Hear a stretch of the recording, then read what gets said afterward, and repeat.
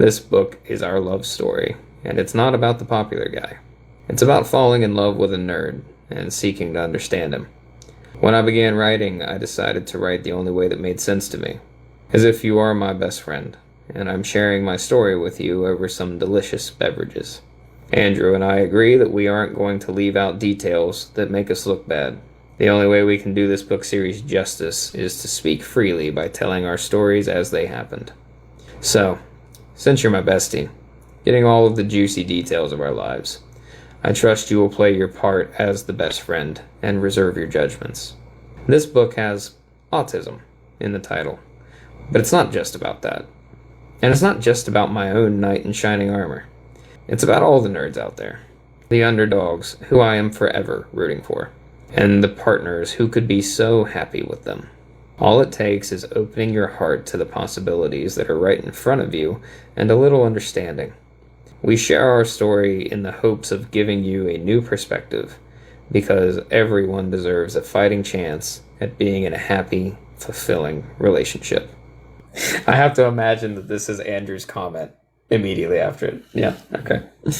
Hi, I'm Andrew, Michelle's nerd in shining armor, and I am terrible at the dating thing.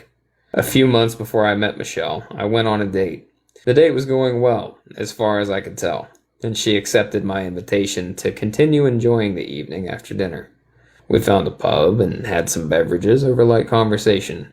At one point, she was unlocking her phone. My subconscious caught her PIN number as I glanced in her direction. Because I have a visual mind, her PIN was locked in my mind. Minutes later, she passed me her phone to look something up for her. She gestured for her phone back as she realized I didn't know her code. I'd already unlocked her phone.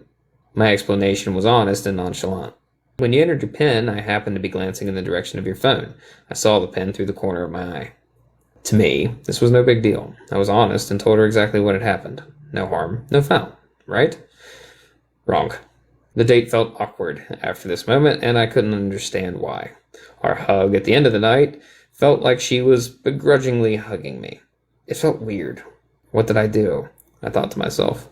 Days later, I mentioned to a friend that I unlocked her phone without her knowing I knew the PIN. He told me that it might have spooked her. In hindsight, I realized that I severed the date or the potential of anything more at that moment. Oh God, I thought.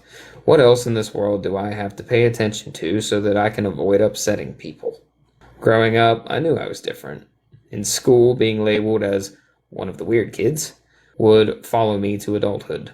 During my early teenage years, I considered myself to be weird, underachieving, and dumb. I wrote myself off from living a normal life or having a good job. The best I could ever hope for would be a happy life with my interests, a few friends, and maybe a girlfriend. I was comparing myself to everyone else and how life will, or should, play out through the guidance from teachers, parents, and other students. Turns out they and I were wrong. During my 20s, I went through a lot of emotional and spiritual changes. This momentum has not been changed.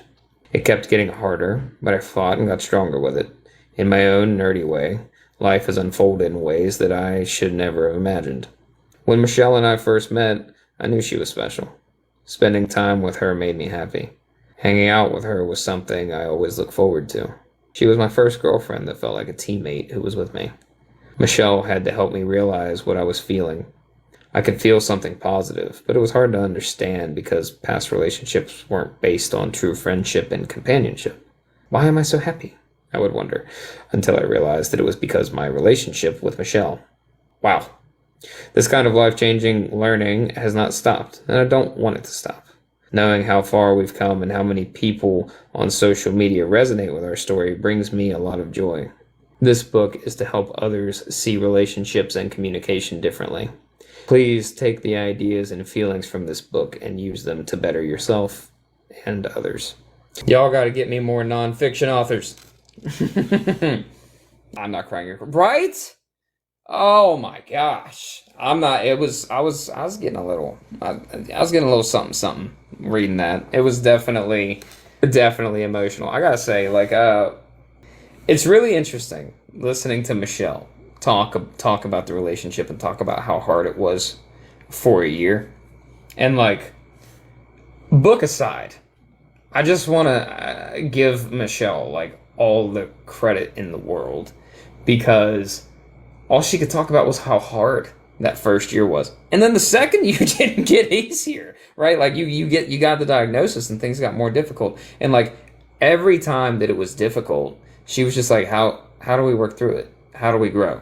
How do we get better? How do we improve? And like that's always been my biggest problem with writing romance is that it's always massive breakup and we're going to come together and suddenly everybody's happy by the end of it, and like it's not like real love working through something, and like that's it. That's romance. That's love. So thank you, Michelle and Andrew. And now 5 years later, I have the most amazing husband who understands himself. Yes, that's a true. I tried so hard to make sure that I didn't tear up when Andrew was like, this was my first relationship where I felt like I had a teammate. Such a simple little, oh man. Thank you guys for coming in. I really appreciate it.